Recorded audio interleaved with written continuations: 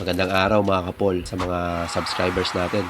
Maraming salamat sa inyong pag-like at kung share nyo man yung video, maraming salamat. Ang video ito ay pinamagatang 3 dahilan kung bakit ako magpapatuloy at kung ikaw rin na nag-struggle ka kung bakit dapat mong magpatuloy sa paggawa ng YouTube video. So, ang unang dahilan natin, syempre tulad nga nung nasabi ko nung una kong video na gusto kong maging consistent na gawin itong pag-upload ng mga videos sa aking YouTube channel.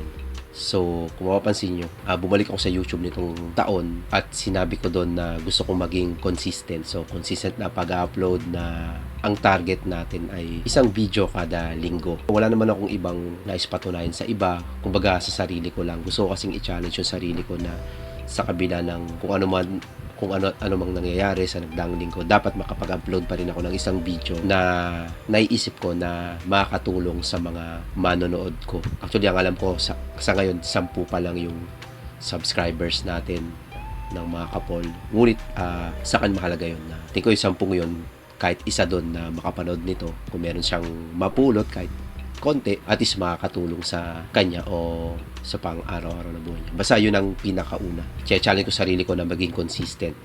At yun ang ipopromote ko siguro this year at sa mga susunod pa, maging consistent. Yung pangalawa nating dahilan, gusto kong ipakita sa inyo, sa sarili ko, na kaya nating mag-upload o gumawa ng mga ganitong content na tingin ko makakatulong sa aking mga audience tungkol sa financial literacy or simple living, frugality, or self-development. Yun naman ang pinopromote natin sa channel natin mga kapol. Gusto kong mapakita na kahit konti lang yung resources natin, ko, or nyo, makakapaggawa pa rin tayo ng videos na tingin ko may kapupulutan tayo. Sa ngayon talaga wala nang time para gumawa ng video. So marami. Para sa kalaman ng lahat. Target ko tong ilabas bukas, December 28 ng alas 8. Tingnan natin kung kaya nating mailabas ng December 28 ng 8 a.m. in the morning. Yun, ang gamit ko lang dito, phone, tapos headset.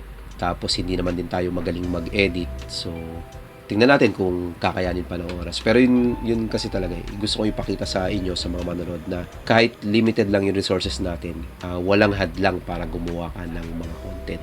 Tulad ng mga iba kong napanood din sa YouTube, yung mga iba nagsisimula lang din naman sa pangit na video resolution, na camera, pangit na audio. Pero yun nga, isa nabanggit ko sa number 1, basta consistent lang talaga sila na nag-upload, gumagawa ng mga videos na sa tingin nila may value sa mga manonood. So ito yung number 2 kong dahilan. Gusto ko ipakita sa inyo na kahit limited lang yung resources, kaya pa rin nating gumawa at mag-upload. So ang magiging patunay nito ay pang na-upload natin bukas ng 8 a.m. to.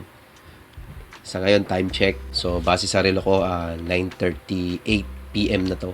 Siyempre, di naman tayo ganun kabilis mag-edit. Subukan natin. Basta susubukan ko mapaabutan ng 8 a.m. in the morning, ilalabas natin with my limited resources and time. Ang pangatlong dahilan mga kapol, gusto ko rin siyempre makita naman na yung sarili ko na ganito, na nag-impromptu, na nagsasalita sa mga tao na walang script. Usually kasi yung hindi ko alam yung 3 or 4 na videos na nilabas natin recently o yung mga videos na nilabas natin ng mga nakarang linggo, ginagawan ko pa yun ng script. Actually, isang linggo ko yung ginagawa. May mga araw na magsusulat ako ng script, tapos may mga araw na magre-record tayo, tapos editing. So, sa isang linggo, nag-schedule tayo mga 3 days. 1 for script writing, then 1 for video recording, tas 1 day for editing. So, ganun pa tayo kabagal sa ngayon. So, ako, sinusubukan ko ngayon mag-impromptu. Tapos, titignan ko rin kung kaya ko bang ma-release siya. Maganda rin kasing mga ganitong pagkakataon na sina-challenge natin yung sarili natin para in the future, kung makikita ba natin yung sarili natin, uy, palad ko yung itsura ko dati, ganito pala ako magsalita, o titignan natin kung anong in-improve natin. So, yun yung pangatlo ko, na titignan ko yung sarili ko na nagsasalita ng walang script, ng impromptu, at kung habang sasalita ba ako, may sense pa rin ba kahit wala siyang script. So yun lang mga kapol, kung umabot kayo sa tagpong ito ng video, nagpapasalamat ako sa inyong pakikinig or panonood sa ating video, sa pakikinig ng mga sinasabi ko. At kung nakakuha kayo ng sense dito o ng value, tulad ng lagi kong sinasabi, i-share nyo to sa mga mahal nyo sa buhay. At kung gusto nyo pang magpatuloy itong channel, like kayo and mag-subscribe kayo sa aking channel. Yung kahit konti lang kayo sa ngayon, yun yung gasolina ko para magpatuloy tayong gumawa ng mga ganitong content. So yun lang, maraming salamat mga kapol, at kita-kits tayo sa next video, and I'm out.